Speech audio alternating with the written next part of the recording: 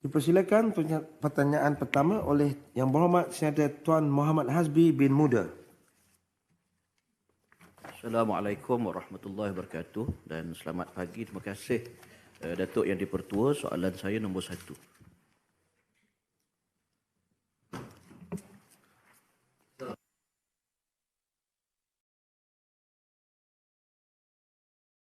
Baik.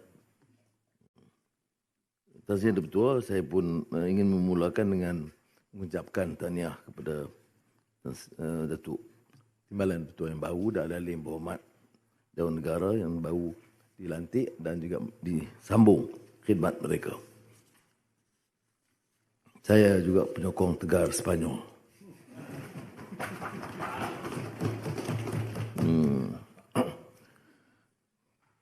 KWSP dan KWSP itu pegang amanah yang harus diurus dengan telus dan bertanggungjawab.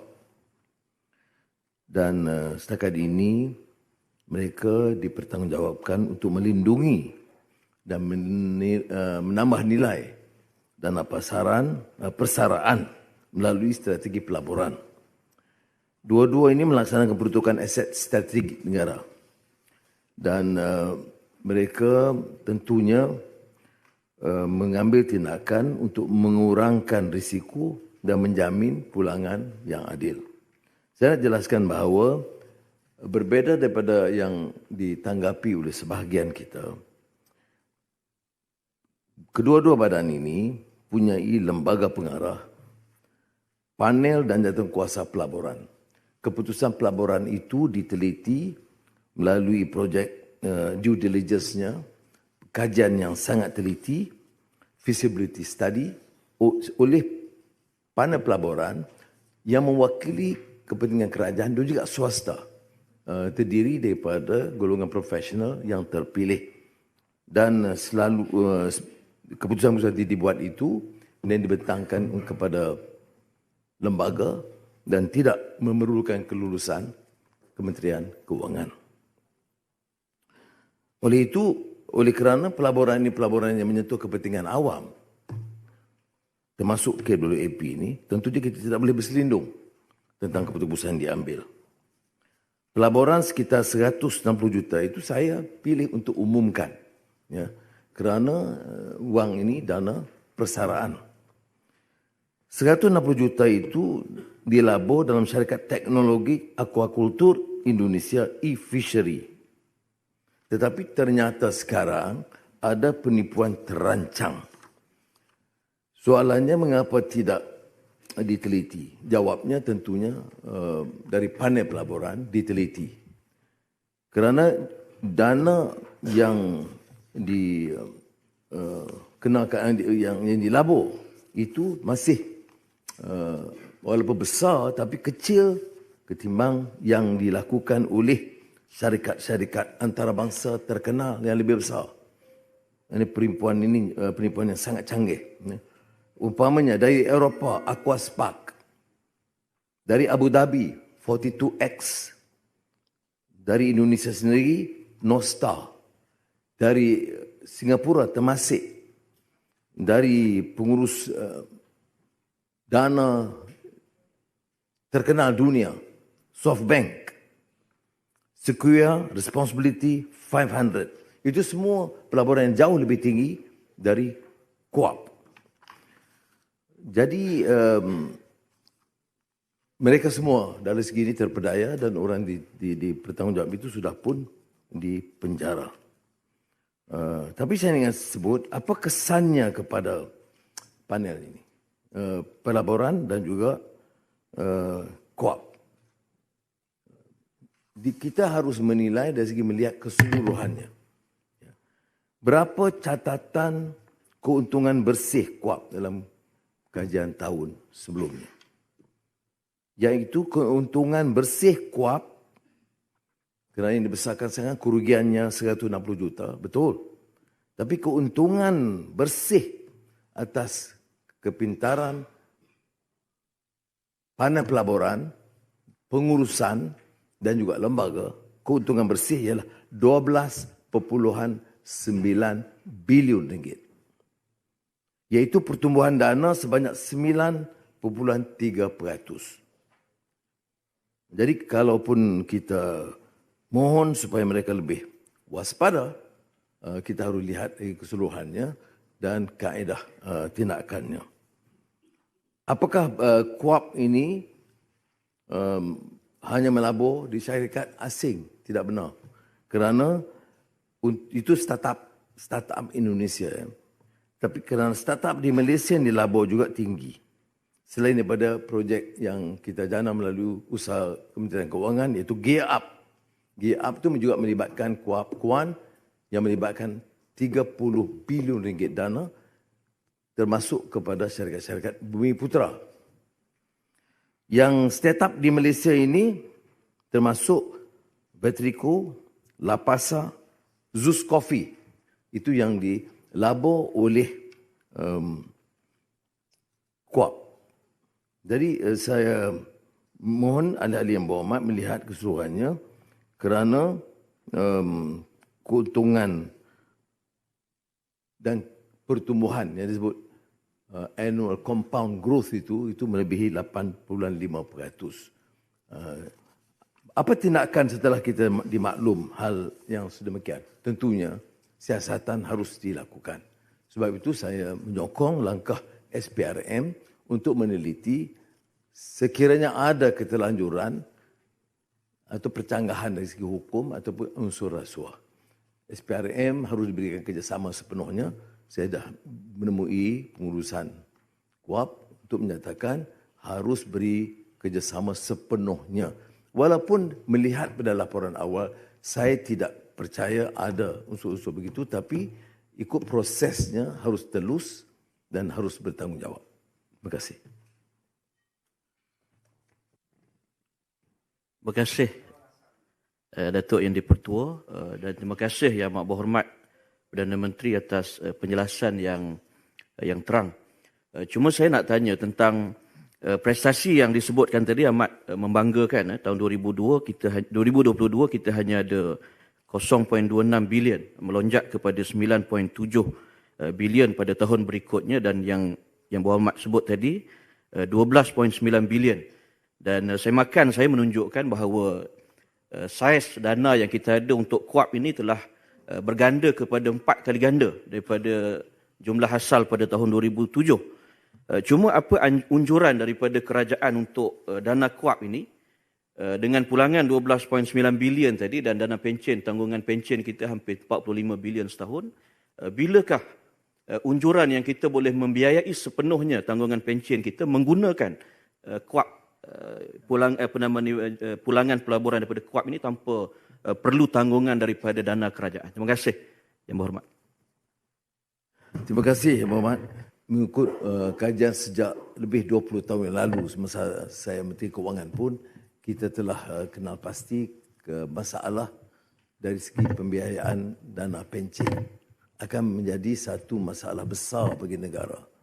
Tetapi dia memerlukan juga satu tekad politik untuk mengubah suai, mempertahankan kepentingan pejabat awam dan pekerja, di samping itu melihat keupayaan negara. Setakat ini walaupun keuntungannya besar, mencecah puluhan bilion, ia tidak mampu menampung kos jangka panjang keperluan pencen. Sebab itu kita juga terpaksa berdepan dengan kontroversi tentang tuntutan sebahagian kita untuk mengeluarkan dana dengan mudah. Kita masih berhati-hati kerana setakat ini ada usaha-usaha untuk meringankan. Kalau umpamanya soal dana ketika sakit ataupun keperluan mendesak dalam bidang pendidikan, itu ada dana yang diizinkan untuk dikeluarkan. Tetapi pencarum harus tahu bahawa mengikut keadaan sekarang, hanya 38% pencarum mencapai simpanan asas mengikut julat umum. Ini membimbangkan. Dia tidak memenuhi hasrat awal kita. Kemudian kita beri izin. Ada yang mengatakan dana tidak boleh dikeluarkan Itu ialah kenyataan politik biasa. Tak benar. Dana boleh dikeluarkan, umpamanya 10% dikeluarkan mengikut akaun fleksibel, dia boleh dikeluarkan tanpa syarat. Kerana tuntutan hak dia yang menyimpan. Tapi kena ingat, apa dia rasional kebijaksanaan kita dalam memperkenalkan dana pencen ini? Untuk masa depan, jaminan dia.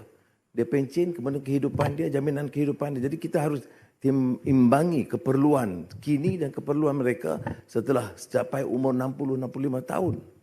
Yang kedua, selain dari 10% akaun fleksibel, ialah 15% akaun sejahtera. Pendidikan, ada yang nak menunaikan fardu haji ke Mekah. Itu semua kita berikan kelonggaran. Tapi saya tidak bercadang untuk menyokong langkah untuk memudahkan lagi kerana akan menjejaskan kepentingan si pencarum itu untuk jangka panjang. Alim dulu. Dan Terima kasih, Datuk Speaker. Terima kasih, Datuk Speaker. Saya tentang KUAP ini adalah duit awam. Dan kerugian pun telah berlaku. Apapun tahniah kerana ada keuntungan sebanyak 12 bilion lebih. Tapi jumlah 100 juta lebih itu adalah kerugian yang tidak sepatutnya berlaku. Cuma saya nak tanya, adakah kita telah membuat kajian sebelum diberi mandat kepada atau kita teliti kepada mereka yang diberi tanggungjawab? Dan bolehkah saya tahu jawatankuasa pelaburan yang diberi mandat itu siapa dan adakah majoriti mereka ini adalah daripada golongan profesional? Terima kasih. Terima kasih. Kalau panel pelaburan keseluruhannya itu dari latar belakang profesional. Kalau dalam lembaga tentunya ada wakil daripada kementerian, pekerja, itu biasa.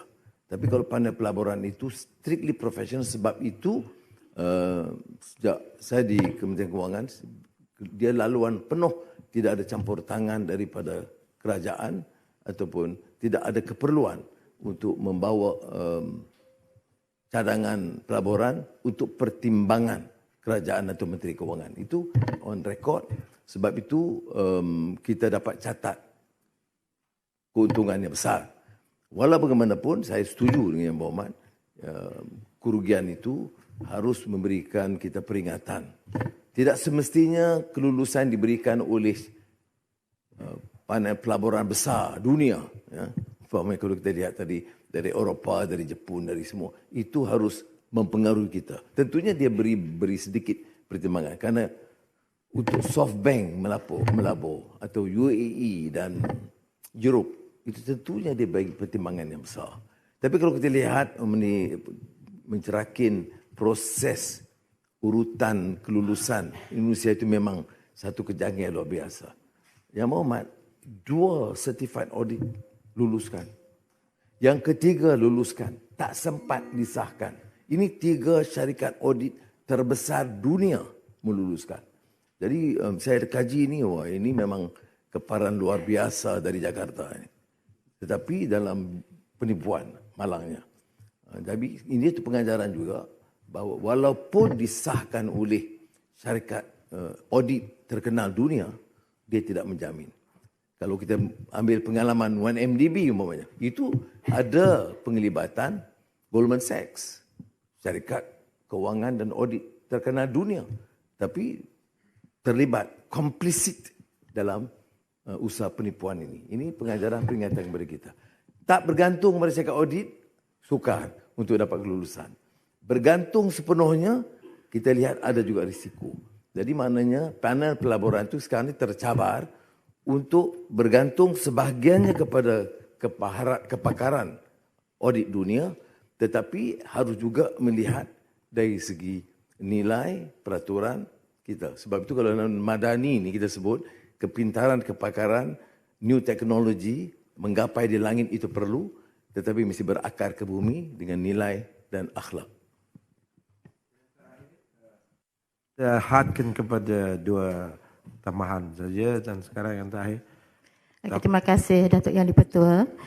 Soalan saya untuk memastikan pelaburan kita di masa depan ini adalah selamat? Adakah kerajaan telah merancang ataupun sedang merancang ataupun akan merancang satu transformasi dalam menentukan syarikat-syarikat yang kita akan laburkan di masa depan, dan apakah jaminan kerajaan bahawa duit rakyat ini akan terjamin dalam pelaburan? Terima kasih. Terima kasih, Muhammad. Kalau setakat ini untuk berlaku adil, keuntungan 12.5 bilion tidak mungkin tanpa kemahiran, kepakaran, komitmen, dedikasi, pandai pelaburan, pengurusan KUAP dan KUAP dan juga pimpinannya. Jadi saya harus dari segi ini berlaku adil. Tetapi seperti mana kita lihat pengalaman di negara kita, dari audit agensi-agensi, pengalaman Felda, ya, yang untung puluhan tahun jahanam kerana kegelojohan dan tamak haloba sekelintir, itu juga pengajaran kita betulkan. Dan yang kita hadapi masih terus, tapi dalam kes ini sukar dikaitkan dengan masalah penyelewengan. Ya. Ini hanya beberapa keputusan yang sebenarnya ikut peraturan transparency accountability dunia, tapi masih lagi berlaku penipuan. Seperti mana saya lihat, saya sebut tadi macam Goldman Sachs. Goldman Sachs itu memang terkenal syarikat kewangan dan audit terkemuka dunia. Tapi ternyata bila datang soal kepentingan ini, kerana mereka ini tidak lihat dari segi nilai, dari segi akhlak, dari segi pertanggungjawaban sebenarnya.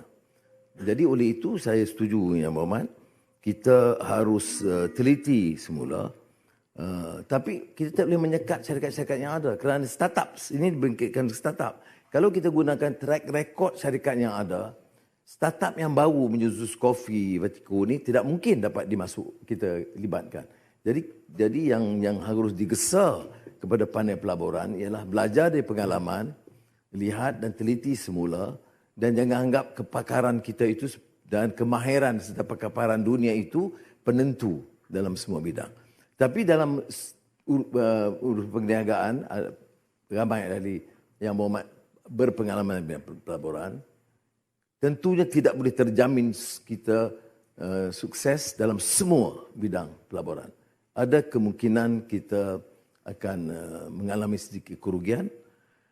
Tetapi yang saya nak tekankan di sini yang kita tidak boleh tolak ansur ialah sekiranya ada penyelewengan ataupun rasuah. Sebab itu walaupun kita berpendapat sedemikian, SPRM harus juga melihat dan proses pelaburan dan keputusan dibuat oleh panel pelaburan dan akhirnya yang dipersetujui oleh lembaga. Terima kasih.